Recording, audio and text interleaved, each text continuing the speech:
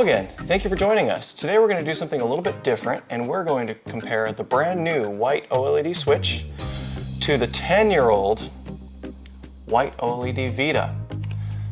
10 years, a lot of technology difference, but I think they're more similar than you think, and we're excited to go over that. So before we get started, make sure that you like and subscribe this video.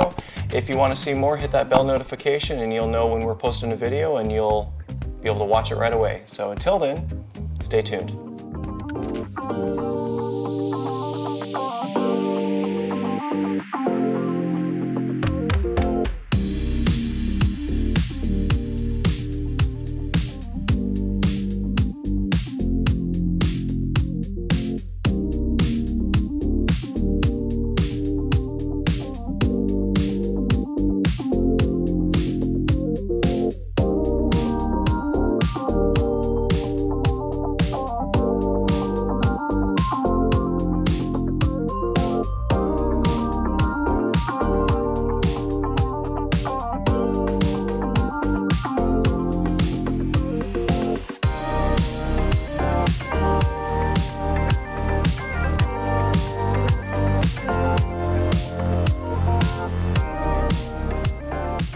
So 10 years means that there are a lot of obvious ways that the Switch is going to be better, right? Technology's come a long way. There's a lot of feedback into Nintendo and Sony to tell them what we want to do and what we don't want to do with our handheld and TV-based consoles. So let's cover those really quick. So let's start with some of the obvious ways the Switch is better, right? First of all, as we all know, the Switch is a port and re-release machine. They don't stop releasing games for this, and some of the games that they're releasing now have been out on the Vita for years. It's okay. I'm okay with playing them again. I like getting complete editions for games, don't you? Yeah. You know, you get them all at once, no DLCs, right? And since the Wii U wasn't very popular, a lot of the popular Wii U titles have been ported over to the Switch as well. Yeah, so that's great for it. So one of the obvious reasons that the Switch is better than the Vita is multiplayer. If you want to play multiplayer on the Vita, you're going to need 2 Vitas. That's expensive. Yeah, especially now. Yes. 10 years later. And then with the Switch, you have 2 Joy-Cons, so you can just slide those off, prop it up on the table, and play 2-player with a friend. And a sweet new kickstand too, which is pretty nice. Of course, one of the greatest benefits of the Switch is that Nintendo is still making first-party titles for this console. This again? As well as indie titles are making titles for it currently. Whereas PSVita, not so much. There might be a few indie titles coming out, but Sony is definitely not going to make any first-party titles for this. So let's talk about some of the not so obvious things the Switch does better, right? So let's dig into the details a little bit. The Switch OLED specifically, the buttons are modernized, they have a good feel to them, they have 2 right and 2 left buttons. The Vita didn't have 2 right and 2 left, you actually had to touch the back screen for the R2 and L2 or get the Nyko L2 and R2 adapter grip thing to make it work. So I mean, in general, the button layout and how that works just makes more sense on the Switch, and you know, we've come 10 years, so it's definitely reasonably so. Although, the PS Vita has a D-pad. Yeah. Now let's talk about the elephant in the room between the Vita versus the Switch. Let's take a 64 gig memory card for each of these and the cost difference. Here and here. I know. Scary. It's bad. And you can put up to 2 terabytes into the Switch, so it's really no comparison. 64 versus 2. Sure, the file sizes were smaller 10 years ago, but still not a lot of space, let's be honest. But, you know, if you're into some customization, you can figure out a way to get some more space on here for cheap. Whereas if you're into customization on the Switch, you're probably gonna have Nintendo knocking at your door, so don't do that. So let's talk about the docks, right? The Vita has a dock. It's neat, you know, it fits it nicely, it holds it up, but it's only for power. You actually need a PS TV in order for it to work functionally and be able to use it on a big screen. Whereas the Switch, It's what it revolutionized. It's what it changed for the whole world. And the OLED does it no differently. You plug it into the dock, puts it on the TV. It holds it nicely. You can't push it, back and forth. It has all the ports in the back. It's just a well-made machine. But this looks beautiful on the shelf as a display. It does. I'll argue that it looks a little better, but we might be biased. And the last obvious benefit is that Nintendo loves the Switch, whereas Sony, they don't want to talk about the Vita anymore. No! So they do have some similar qualities, right? They both have OLED screens, and let's talk about that. To be fair, the viewing angle, the brightness, the amount of colors, they're pretty close. Obviously the Vita's smaller, but when you really get down to the nitty-gritty, they both look amazing.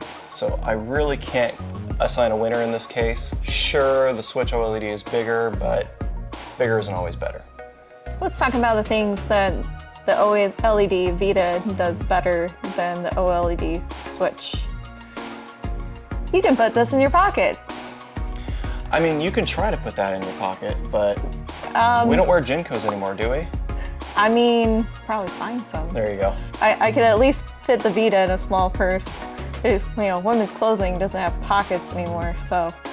Portable, yeah, not so much. This isn't so portable as this is portable. Another really cool benefit about the Vita is this came out with 3G right away. Like, shortly after the release of the Vita, they said, you know what, we want you to play it anywhere there's cell phone signals. And it also came with something else right away, Bluetooth. Where have you been, Nintendo? They did just release it, but it's already built in, and it was just something you needed to unlock. And when you use it, you can't use Wi-Fi. So there really is no balance. It doesn't make any sense. We're glad to have it now, but come on, Nintendo, you're a few years late. Of course, my favorite benefit of the PS Vita over the Switch is the eShop. The Sony store for the PS Vita, you can download and purchase legally PS1 games, PSP games, PS Vita games, and it's way easier to navigate, even though that shop is probably 10 years old, hasn't had too many updates.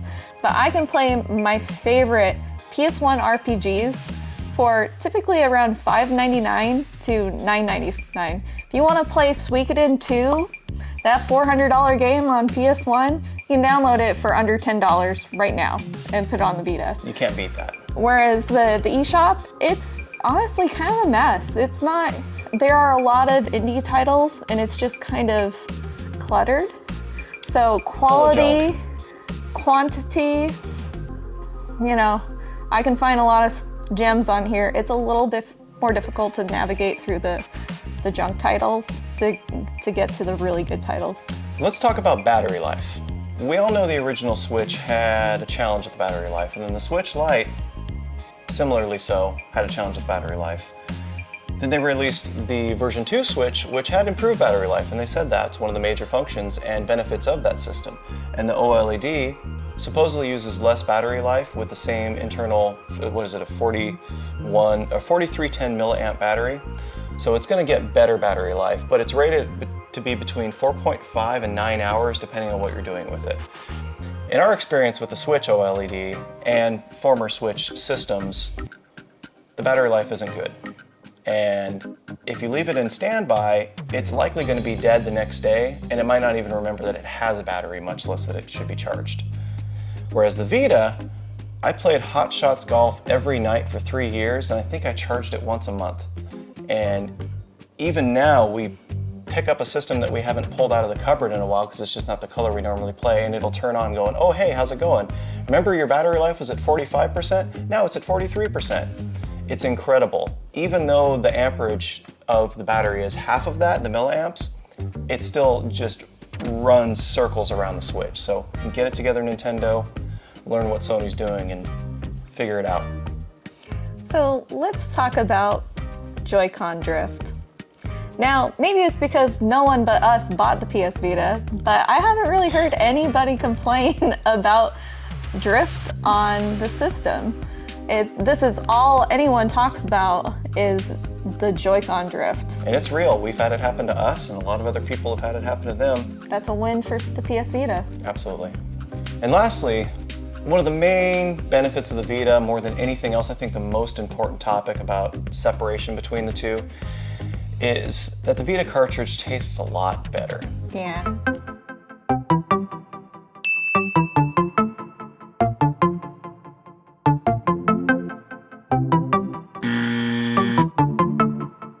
We love both.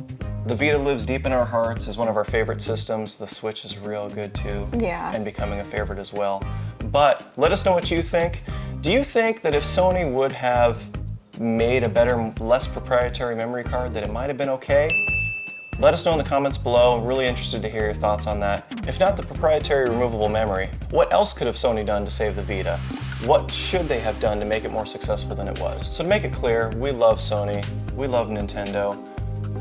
Microsoft, where's your portable system at? Yeah, what am I supposed to use? My cell phone? I want buttons. We're old, we like buttons. And we'd probably buy it if you released it, Microsoft. Hint, hint, wink, wink. Just saying. Until then, no matter which system you're playing, Vita, Switch, both, even if your significant other doesn't like one or the other, the couple that plays them together stays together. Take care. We'll see you next time. Bye.